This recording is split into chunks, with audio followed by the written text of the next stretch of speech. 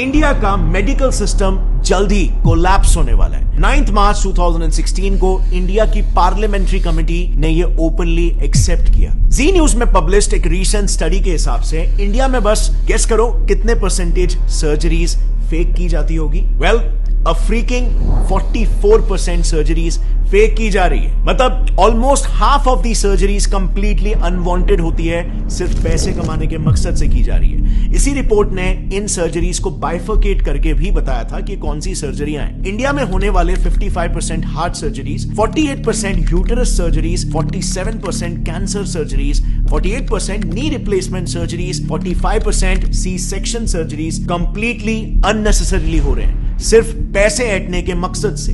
Reason सिर्फ और सिर्फ एक, कॉर्पोरेटाइजेशन ऑफ हॉस्पिटल्स, यानी कि हॉस्पिटल्स को भी कॉर्पोरेट कंपनीज की तरह टारगेट और प्रॉफिट सेंट्रिक बना देना। एक काफी इंटरेस्टिंग रिसर्च पेपर है जिसमें रिसर्चर्स ने महाराष्ट्र के टॉप हॉस्पिटल्स के 43 specialist doctors, senior government x officials और कॉर्पोरेट हॉस्पिटल्स के मैनेजर्स को तक इंटरव्यू किया, ताकि वो इन हॉस्पिटल्स में जो कंपनीज की तरह ही टारगेट बेस्ड स्ट्रक्चर चल रहा है उसे पब्लिकली एक्सपोज कर पाए।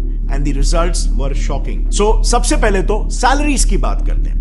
रिसर्च में पार्टिसिपेट किए रिस्पोंडेंट्स का यह कहना था कि हॉस्पिटल्स में काम कर रहे डॉक्टर्स की सैलरीज में बहुत ह्यूज डिफरेंस होता है। इतना ज्यादा कि न्यूबी डॉक्टर्स को 1 लाख पर मंथ की सैलरी मिलती है, लेकिन सीनियर डॉक्टर्स को 1 करोड़ पर मंथ तक भी ये सैलरी पहुंच जाती है। अब सवाल यहां पर यह आता है कि इतना बड़ा डिफरेंस क्यों? क्योंकि डिफरेंस इनके टारगेट्स में भी होता है। एक सीनियर ऑप्थेल्मोलॉजिस्ट का यह कहना है कि उन्हें एवरी मंथ 1000 पेशेंट्स को कैसे भी करके हाई एंड ट्रीटमेंट्स में कन्वर्ट करना पड़ता है। इसी पर एक और गायनेक रिस्पोंडेंट का कहना यह था कि मंथ एंड में टारगेट्स का प्रेशर काफी बढ़ जाता है, जिसके लिए उन्हें कैसे भी करके आउट पेशेंट्स यानी कि ओपीडी पेशेंट्स को भी बिना मतलब के हॉस्पिटलाइज करना ही पड़ता है, और नतीजा ज्यादा से ज्यादा सर्जरीज रेकमेंड करके टारगेट्स मीट किए जाते हैं, क्योंकि टारगेट ही यहां पर 1000 पेशेंट है। अब आप खुद ही सोचो, हर हॉस्पिटल में, हर डिपार्टमेंट, जैसे ऑप्थेल्मोलॉजी में ही ले लो, उसमें मिनिमम 5 से 6 डॉक्टर्स होते हैं और सबको सिमिलर टारगेट्स दिए जाते हैं। तो just imagine hospitals profit and our loss. And by the way, these targets are taken very seriously. उसी रिसर्च में कई सारे सीनियर डॉक्टर्स का यह कहना था कि अगर कोई डॉक्टर अपने टारगेट्स को लगातार 2 महीनों तक मिस करता है तो बिल्कुल कॉर्पोरेट जैसा ही उसको वर्बल वार्निंग मिल जाएगी या फिर एक मेमो दिया जाएगा, और उसके बाद भी अगर टारगेट्स मीट नहीं होते तो of course tata bye bye. So आप यहां पर देख सकते हो हॉस्पिटल इंडस्ट्री कैसे एक सर्विस इंडस्ट्री होनी चाहिए, जिसमें कस्टमर, पेशेंट टॉप प्रायोरिटी होना चाहिए, बट यहां पे प्रॉफिट टॉप प्रायोरिटी हो जा रहा है। और bye the way, in targets का ट्रैक भी हॉस्पिटल हायर्ड मैनेजमेंट प्रोफेशनल्स यानी कि एमबीएस, जो कि बड़े बड़े एमएनसीज में ऑपरेटिंग ऑफिसर्स, एग्जीक्यूटिव, सुपरवाइजर्स ऐसे काम करते हैं। ये लोग बकायदा डॉक्टर्स के इन टारगेट्स का ट्रैक रखते हैं, एंड ऑफ कोर्स यहां पर डॉक्टर्स भी उतने ही डेडिकेशन के साथ ये टारगेट्स को पूरा करते हैं, क्योंकि जैसे हमने देखा उनकी सैलरी बहुत ही हाई होती है। लेकिन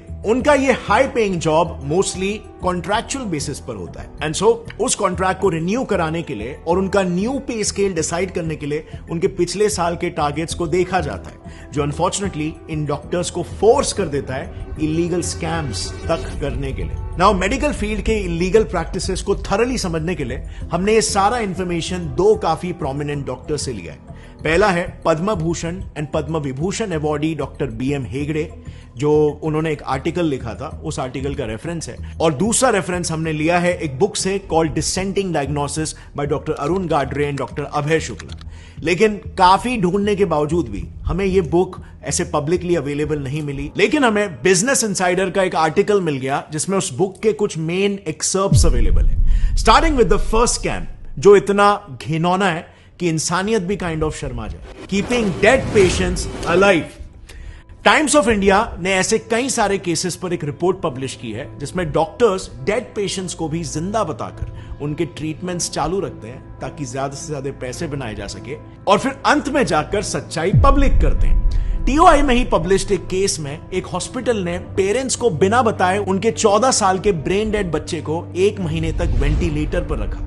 1 महीने तक जो बच्चा मर चुका था उसे जिंदा बताया गया और वेंटिलेटर पर रखा, खर्चा जनरेट किया, एंड बाद में हॉस्पिटल गिल्टी प्रूव भी हुआ, एंड उनकी फैमिली को 5 लाख रुपए कॉम्पेंसेशन के लिए दिए। अब 5 लाख रुपए मॉनेटरी कॉम्पेंसेशन तो हॉस्पिटल को देने पड़े, बट ये आप और मैं भी जानते हैं कि उस वक्त पेरेंट्स ने जब ये बात सुनी होगी, जब ये सच्चाई उन्हें पता चली होगी, तो उन पर क्या बीती होगी।